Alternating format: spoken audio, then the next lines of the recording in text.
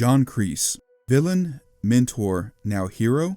After decades of damage, betrayal, and hurt, he just might have done the one thing no one expected: redeem himself.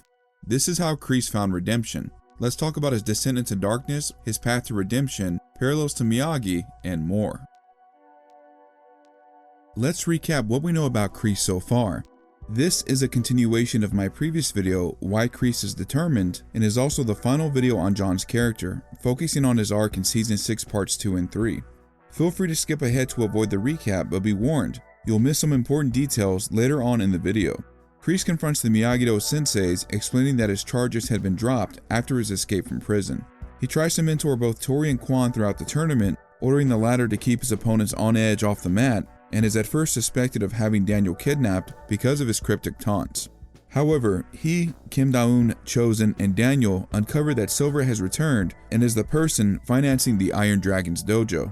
Now focused on his friend turned enemy, Kreese falls into the ploy Miyagi-Do set for him, believing Terry to have stolen his Ungjang-Do. Cobra Kai is eliminated from the tournament after losing to Miyagi-Do, and though disappointed, John swears revenge and attempts to take care of Silver. However, an emergency Sekai Taikai meeting is called, and due to 4 Tiger Strike students testing positive for performance-enhancing drugs, the dojo is disqualified and Cobra Kai makes it back into the tournament, with Quan set to face Diego Alvarez and Tori facing Sam LaRusso. Kreese prepares his students for war and warns Tori to get her head on straight.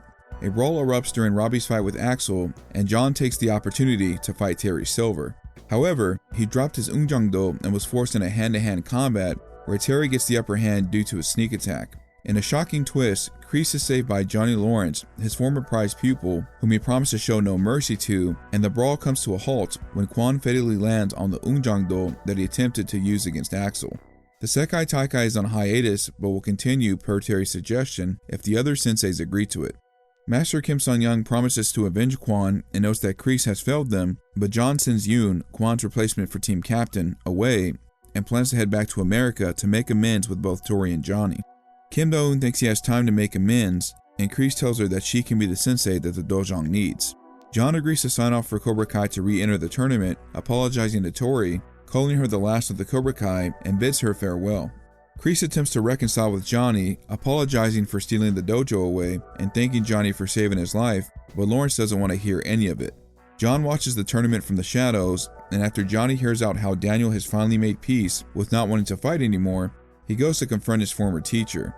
In one of the best moments of the series, both Johnnies finally make amends and put the past behind them. To make up for what he has done, Kreese gives Cobra Kai back to Johnny, allowing Johnny, Tori, and Miguel one more chance at the Sekai Taikai. Recognizing that Terry has sinister motives, John sneaks onto his yacht, takes out Dennis, and confronts Silver to protect Johnny and his family. Realizing that Lawrence has surpassed him and was always a source of strength, the two snakes fight for the final time where Kreese gets the last laugh and word by throwing the remains of a cigar into gasoline, causing the yacht to explode. Let's first talk about Kreese's descent into darkness. As I talked about in the previous video, by returning to the root of his master's teachings, he would stop at nothing to ensure Cobra Kai would come out on top. For example, at the cocktail mixer, Kreese makes it a point to approach Johnny after witnessing his conflict with Daniel. He interrupts Lawrence's conversation with Marco, using the Ungjang-Do to try to one-up Johnny while also using it as a metaphor to describe his history with Johnny. Kreese goes on to warn and even threaten both Johnny and Daniel that Miyagi-Do has a lot to lose. The Cobra Kai sensei also points out Miyagi-Do's lack of decorum to some of the Sekai Taikai sponsors and Gunther, making it a point that the team is unprofessional. John's mind games continue as he points out that Daniel is off in a hurry, tells Johnny that he hoped Daniel didn't get caught up in something, and taunts LaRusso one last time about being missed at the event today, which has Miyagi-Do thinking Kreese is the one who got Daniel trapped in a dog cage. As always, Kreese passes on his military mindset to his students. In Bingavoots at Barcelona, he tells Tori to play nice to get what she wants. In Snakes on a Plane, John advises Quan to dial up the pressure, as enemy soldiers should never rest even when off duty. This is significant because, although Kim Da-eun doesn't approve of the tactic, Kreese reminds her that Master Kim taught him that battles are fought on and off the mat, showing his commitment to re-embrace the way of the fist. Kreese also takes it one step further in the episode Ungjang-Do when training both team captains after Cobra Kai gets another chance. Fed up with Tori's confusion, he tells a student, "This is war, and in war, you destroy your enemy. You can kiss your future and victory goodbye if Nichols keeps thinking that Sam LaRusso is her friend. Although his tactics are focused primarily on Miyagi because of being duped into believing he was to be let out of prison, this changes when Terry Silver is revealed to be the backer of the Iron Dragons. During the tournament, he never takes his eyes off of Terry, telling him to watch his back, and even attempting to wield his Unjang-do in the hotel room until Kim Da-eun stops him. John is duped by Miyagi once again as they hide his Unjang-do and pin the blame on Terry, causing John to physically assault Silver and almost gets into a fight until Da-eun and Gunther break up the commotion. Even after Cobra Kai is eliminated from the tournament, Kreese stubbornly refuses to give up, vocalizing this to Johnny and himself as he pulls out the Unjang-do. Remembering his master's teachings and how Silver betrayed him, John has his eyes on the prize as he's willing to take 3-on-1 until the Sekai Taikai administrative team calls a meeting for all competitors. His desire for hatred and revenge is strong, especially during the brawl, as Kreese readies his weapon and corners Silver, though he's forced to go hand to hand because he drops his weapon on the floor. I would argue that the Season 6 Parts 1 and 2 version of Kreese is the darkest version of his character. And yes, though he was willing to end both Johnny and Daniel at the end of Season 3, he still had a soft spot at times for his former pupil, as I've made the joke that John has given Johnny numerous final chances, and he also had a soft spot for Tori during that same season, and even after losing to Daniel, honored the deal to settle things at the 51st All-Valley Tournament. As mentioned before, Kreese warns Johnny that there would be no hesitation while brandishing his weapon, and threatens Daniel when he gets involved. John was also willing to both strike and take out Terry at different times because of everything that happened, and compared to previous seasons, he unequivocally treated Tori like a soldier and was less of a mentor to her this time around. After all, he took advantage of the state she was in as her mom's caretaker and sowed seeds of doubt to get her to leave Miyagi-Do. As we learned in Season 6 Part 3, Kreese still has some good in him. Let's talk about his path to atonement and what caused him to change. In the last section, I briefly talked about Kreese finally cornering Silver. However, this did not pan out to his favor thanks to Silver gaining the upper hand, but this fight is important because two things came out of it that got him back on the right path. Johnny Lawrence saving his life, and the freak accident of his student, Kwon Jae-sung. Some of my favorite symbolism in this episode is where John wants to keep fighting despite being worn out. There's a light shining down on him as Silver is shrouded in darkness, showing that he's slowly turning over a new leaf. In a couple of shots where Kreese is off to the side while Johnny and Silver fight, you can also see him smile out of either being proud or relieved that Lawrence is doing the right thing. When the big moment occurs, Kreese is shocked and confused to hear Kwon scream, but his eyes are closed with regret as Kwon's body turns over. Months later, John tells Kim Da-eun that it's all his fault as he takes accountability, as the moment is still fresh in his mind. It's clear that the death of Kwon deeply affects him, as he's still unsure about returning to the tournament, and the lesson Master Kim gives to the students shows that even Kreese has limits. He winces at the pain being inflicted, watching uncomfortably, and almost wants to cry out in shock. Kim Sung-young talks about Captain Turner, and John has flashbacks to his time in Vietnam. Though it's never proven, some believe that Master Kim knows Kreese was the one responsible for his death, which may be another reason why he feels guilty about being consumed by the way of the fist. To prevent another incident, John sends away Yoon Do-jin and does not want Cobra Kai to enter the tournament, returning the Unjang-do to Master Kim, symbolizing that he wants to shy away from the way of the fist. John also encourages Kim Da-eun to lead the dojang the way she wants to, hinting that she should learn from not only his mistakes but those of her grandfather's as well, as he states that the philosophy of no mercy consumed him despite it helping him. He feels that even helping Yoon was too little too late, and plans to pack it up and move aside. The two part ways later that night, and in parallel to their conversation earlier, Kim Da-eun encourages John to be a good person. Though off screen, it's possible that she gave him her blessing to re-enter Cobra Kai into the Sekai Taikai so Tori could have one last chance at being champion. We know at least the second half of that statement is true, as Kreese shows up to Tori's doorstep, explains the situation that it's only her representing as the last of the Cobra Kai, and will always be rooting for her. John also apologizes for treating her like a soldier and says goodbye.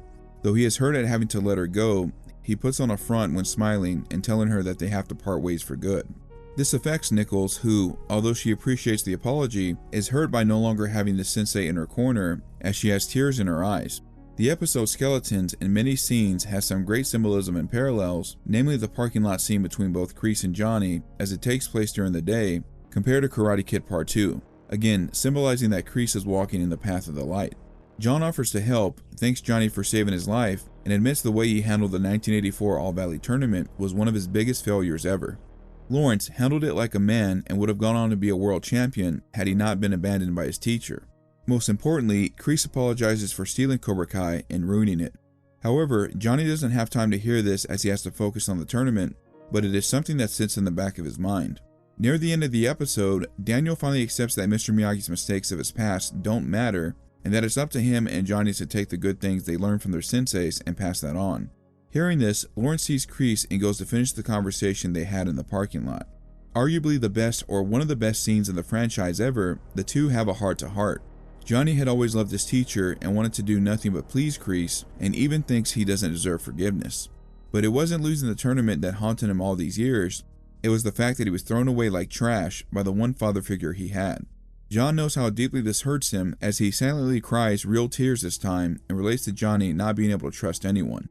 Another huge detail is that even though the sensei tries to comfort his student, Johnny reflexively knocks away his teacher's hand because of their past encounters and what happened that night so many years ago. Kreese sadly smiles, and when he puts his hands on Johnny the same way he did in 1984, he sees that his student is still afraid and even tenses up, like a lost and scared child afraid to relive that moment. But thankfully, one of the moments we've all been waiting for occurs. The two hug it out and bury the hatchet. The second and last greatest act of atonement occurs when John finds a way to make it up to his student. He gives him back Cobra Kai. Just as he took it away from him at the end of Season 2, rightfully, he's the one to bestow the dojo back to his favorite student. John, at the end of the episode, bows to his two students out of respect. However, to ensure everything goes to plan and to root for Cobra Kai silently, Kreese watches the tournament and notices that Silver has wicked plans for the Lawrence family.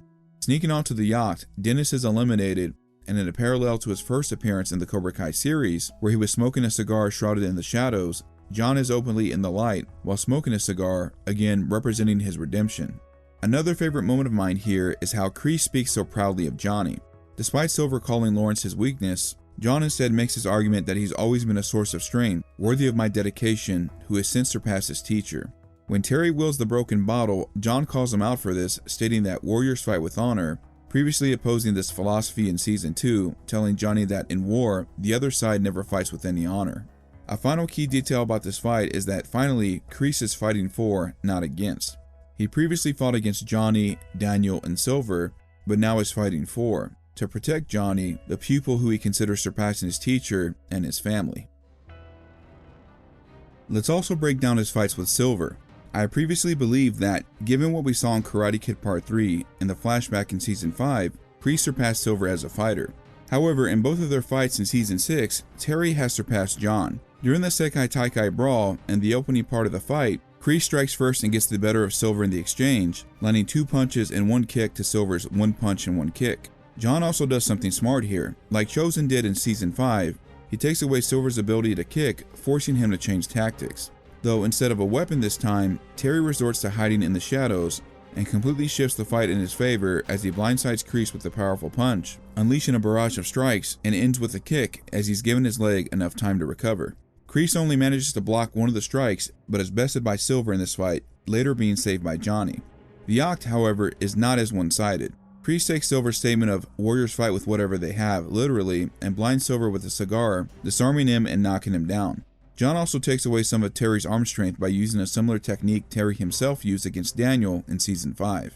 However, Silver recovers, knocks Kreese into the gasoline, and momentarily gains the upper hand until Kreese catches the leg and gives it an elbow, referencing the classic move that Johnny used on Daniel in 1984, and throws him down. Terry once again recovers though and chokes John out, mixing in 2 punches, until he throws a cigar towards the spilling gasoline, taking out the last of the original Cobra Kai from the 80s. Though Kreese lost both of these fights, the fact that he took Silver with him showed that he wasn't afraid to sacrifice himself to do the right thing. Funny that Terry brings up John's quote, "You've been fighting your whole life," as the first on-screen fight we see Kreese take part in the Cobra Kai series parallels this, where Kreese gets the last laugh and is outmatched by his opponent. Despite Kreese's rivalry with Miyagi, the two have many parallels. Both served time in the military. Mr. Miyagi was in the 442nd during World War II, while John served during the Vietnam War. Both experienced loss during their time away. Nariyoshi lost his wife and son due to complications at birth, while John's girlfriend, Betsy, passed away during a car crash. These losses would go on to haunt both men for years, even during their old age. The two students would study 2 types of karate and would have a friend turned rival who knew the same style. Miyagi and Sato learned Miyagi-Do karate from Mr. Miyagi's father, while Kreese and Silver learned Tong Soo-Do from Captain Turner, and would later visit South Korea to further their studies under Master Kim Sung-young.